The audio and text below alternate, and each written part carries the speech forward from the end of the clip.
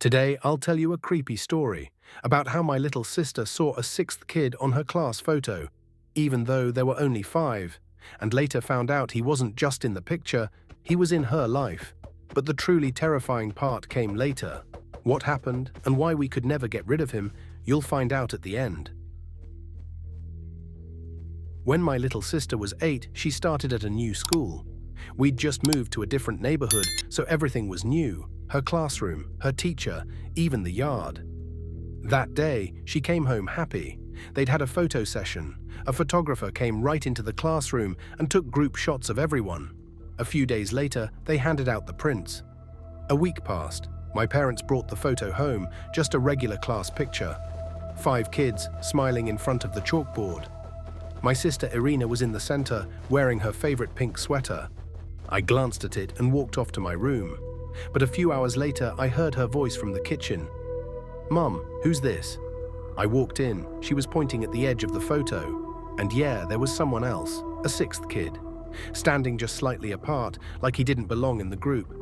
His face was blurry, pale, dark hair, dressed in black.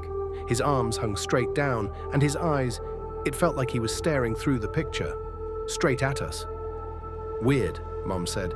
"Maybe someone walked into the shot." Dad took the photo and frowned. "Why is he out of focus? Everyone else is sharp." We didn't think too much of it. Photos glitch sometimes, but something inside me said he wasn't supposed to be there. The next day, Irina came home quiet. Not like her. "Everything okay?" I asked. She nodded, but that night I heard her talking. Through the wall, I could just barely make it out. "I don't want you standing behind me." I got up and peeked into her room. She was sitting on the bed, hugging her knees. No one else was there. A few days later, Mom went to pick her up from school, but she wasn't on the playground. The teacher said Irina had left with the rest of the class, but she wasn't in the hall, not by the fence. 10 minutes later, she walked back in through the front gate, calm as ever. "Where were you?" Mom asked. She shrugged. "I was walking with him. We went behind the building, then I came back." "Who?"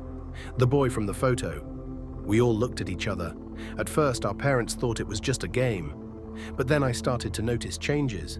The photo on our fridge started changing. I swear, at first he was on the far edge. Then closer.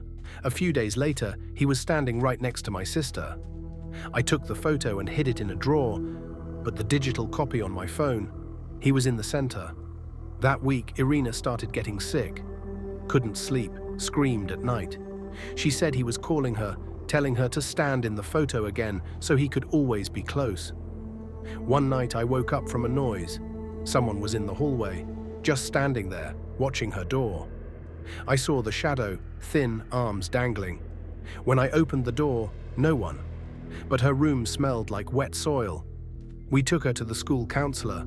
There, she calmly said, "He lives in the photo. He watches from there. If you rip it, he'll get mad.